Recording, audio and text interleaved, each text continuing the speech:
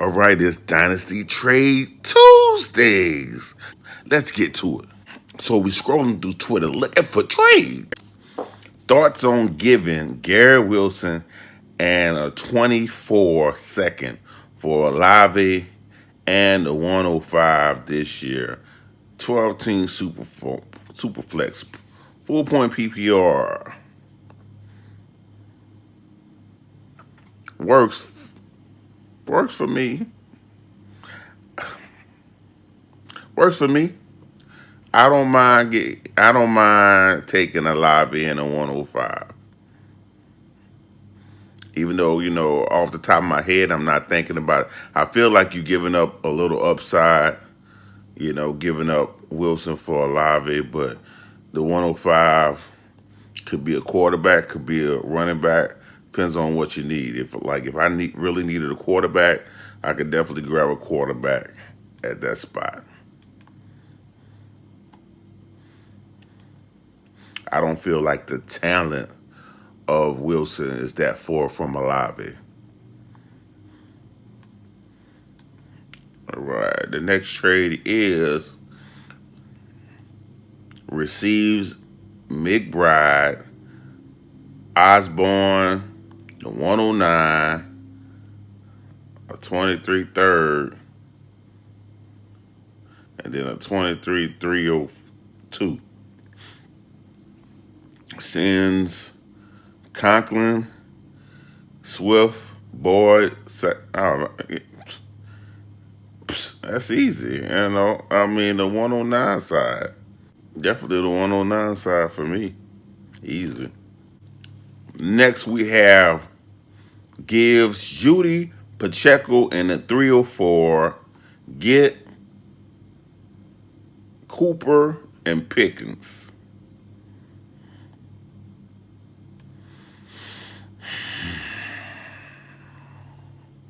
I'm not big on Pickens. I'm not big on Pickens. All right, so I'm not mad at this, because it's a good chance the Kansas City may add a running back, even if it's in the fourth or fifth round. Guess what? That's still more draft capital than Pacheco has. So it's enough to scare some owners. I don't like that you're getting rid of Judy, but it is what it is. So this is what and what this is pick your poison. Yeah. I'm not a Pickens fan, so I personally probably just stay with Judy and Pacheco. Since I'm not a Pickens fan, that's the only thing keeping that trade away. If that was like Dotson, I'd probably make the trade. I like Jahan Dotson for some reason. Let's see. 12-team Superflex PPR with a wide receiver and tight end premium. Also, zero point 0.5 per carry. Would you trade the 108 and the 110 for the 103? They said they currently have quarterbacks Pickett, Zach Wilson, Dalton, and a 102. Oh, I see what you're trying to do. I see what you're trying to do. The 108 and the 110, though, for the 103.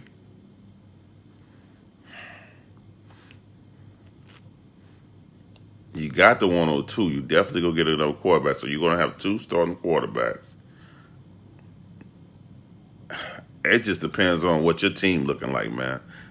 Because you giving up a lot of real estate just to get the 103. We just did we just went over a rookie draft. Since we just did this rookie draft yesterday, let's put it in players' term. You are giving up Charbonnet, who went at the 110, and Flowers, who went at the 109 to get Richardson.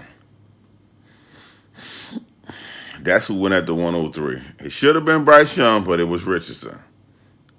So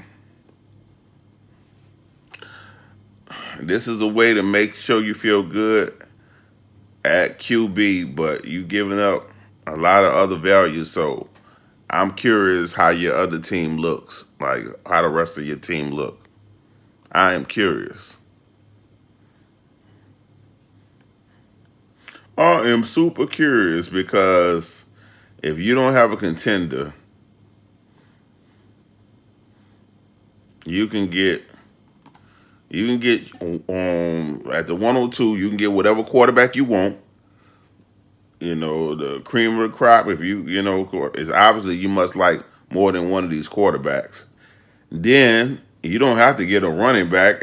You can grab at the you said 108. Even though this guy grabbed Flowers at the 108, you still had the choice between Flowers, Addison, Quit Johnson. Only one wide receiver had went off the board at that time. So you pretty much got your choice of two wide receivers. You don't have to go running back if you're in a rebuild mode. Don't even worry about running back. So me personally, I'll just go for if I have a bad year, I just get another quarterback next year. I don't know. I don't be in a rush. If you're able to, you're gonna have two starting quarterbacks once you draft this quarterback. So I'm just not. I'm not gonna force it. I don't know. I'm not gonna force it. It's not like these are some cornerstone players that you get. So I'm not gonna force it. All right, the 106 and Jordan Love or J.K. Dobbins. This is dumb. Is this like a one quarterback league or something? Or even for this, I guess that's a one quarterback league. In a one quarterback league,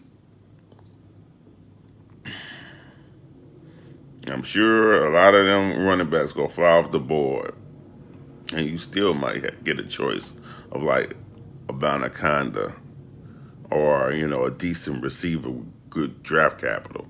Like, so if you really need a quarterback,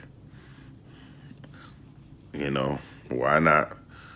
I would definitely go Jordan Love in a 106 because you'll get a younger asset, you know, and your quarterback, I'm guessing you need.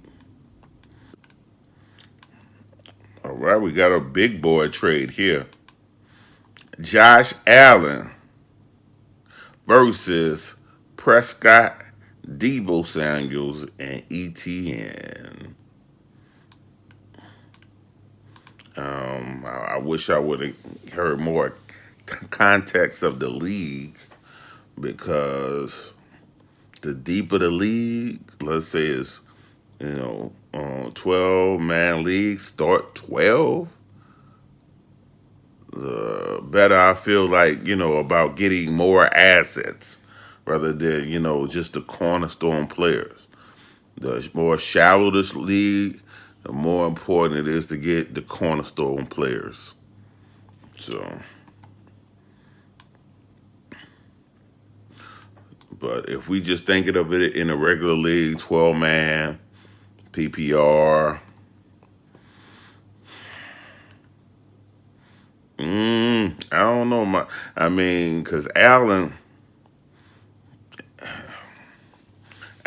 wasn't great as he was the previous year down the stretch, and I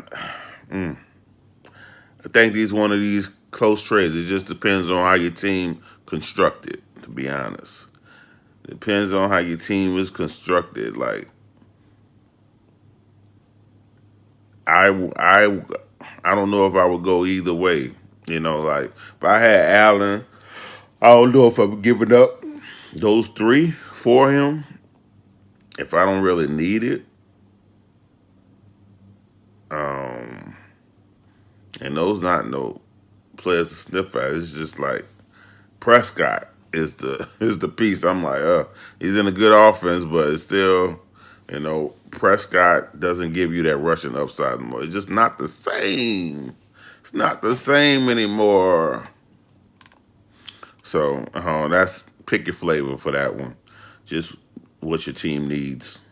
16-man league, 53-man roster, full IDP, full PPR, the 207 and 24 first for CMC. I mean, that really doesn't move me. I would think if you have CMC, you're probably a contender. And as a contender, does that move you? CMC is still worth the first. So you just getting the 207 on that. Does that move you? It shouldn't. CMC.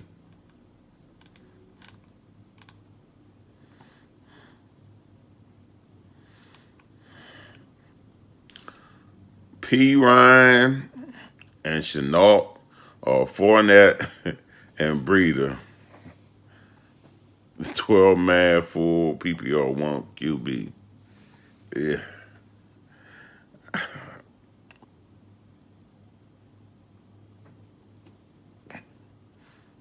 I mean, it's at the moment we don't even know what Fournette, what team will be in. So currently, I guess P Ryan and Chenault. I mean, I prefer when I think about the talent. I prefer Fournette. I'm curious where he's gonna go. So maybe the teams are waiting till after the draft to bring him in. I'm guessing because it's the same thing going on with Elliott, same thing going on with Hunt. So it's a few of these veteran running backs still out there that we're waiting for the shoe to drop. 103 or Kelsey and a 10-man standard PPR. 10-man standard. I mean, it's not tight end premium. It's going Kelsey. I mean, I'm staying with Kelsey. Bruh, if you got Kelsey, man, because, I mean, that's going to be a running back. Your running back 3, or that's going to be Charbonnet or JSN, depending on how they pick. Or Gibbs could be I wouldn't pick Gibbs. But if you're a contender, you stand with Kelsey. You got to ride until the wheels fall off. You got to ride until the wheels fall off. Next we have Chase or Waddle, the 109, and a second mid 24. 2024 mid second. I'll chop that up. So at the 109, if this is a super flex, that is Addison on that mock we went over. Addison and Charbonnet went at the 110. Quentin Johnson went at the 111. So you could have still had those people. So that's a okay amount. I mean, I really like Waddle. Really like Waddle. So I guess it depends on how your team you giving up, but you are giving up a corner piece. This is one of them dynasty corner pieces that you are giving up that people will pay a lot for. So I'm gonna tell you, you can get more than this out there. I'm sure you can go. And the rule that I always hear: if you're gonna give up a cornerstone piece, make sure you're getting another cornerstone piece back. That's what I hear. Yeah. In my mind, it just depends on what your situation is. But this is, Chase is Chase is not the type that should be traded away with ease. It shouldn't be a fair trade. Like they should be prying it out your off your team. Like I give you this, I give you that, give you this, give you that. They should be paying a lot to pry him off your team. That's how I feel when it comes to one of these cornerstone pieces in Dynasty. So, Waddle definitely gets my attention, but he's not a cornerstone piece. I don't know if he'll ever be. That's the real question. Will he ever be? Do you ever feel he'll be one? Probably not. Let's go over one more trade because it's getting long. You know, I don't know what the edited version of this gonna look like. So it says Superflex, 1 point PPR, Mike Williams, Everett, the 105, and the 205 for Kyler Murray. So at the 105 and the Superflex mock we did, only quarterbacks was available was Will Levis and Hendon Hooker, who is projected, both of these projected to get first round draft capital. So just know, if you're a Will Levis fan, you will have him available at the 105. So would I do it? No. I would not do this trade. Mike Williams looking dusty. Everett inconsistent. Will Levis, I don't trust. And the 205 it was in this thing Kendre Miller. And let's be honest, I mean, if he's going at the 205, that means he ain't really getting any draft capital. So you picking up a backup running back. So I'm just gonna stay with Kyler Murray myself. That's what I'm gonna do. That wouldn't persuade me to give up Kyler Murray, in my opinion. Now, if that was the 103, now we talking equal. If that's the 102, then he probably gone. I would feel safer with Stroud. If you're searching for upside, you go Richardson. But if you looking to stay in the same realm, then you can go Bryce Young. But he probably gone if it was the 102 instead of the 105. 105 doesn't leave as many options unless you're good at quarterback. I just wouldn't do it. But anyway, that's the end of my Dynasty Trades Tuesday. If you have any trades that you want me to go over, of course, you can drop it down below in the comment section, or you can send me a tweet. Send me a tweet. What's my Twitter? I think it's that1, the number 1, fantasy guy. The number 1, fantasy guy. And I'll definitely check out your trades if y'all want to hit me out on Twitter, or of course you can hit me up on here, and I of course give my opinion. For those that want to hear, anyway, peace.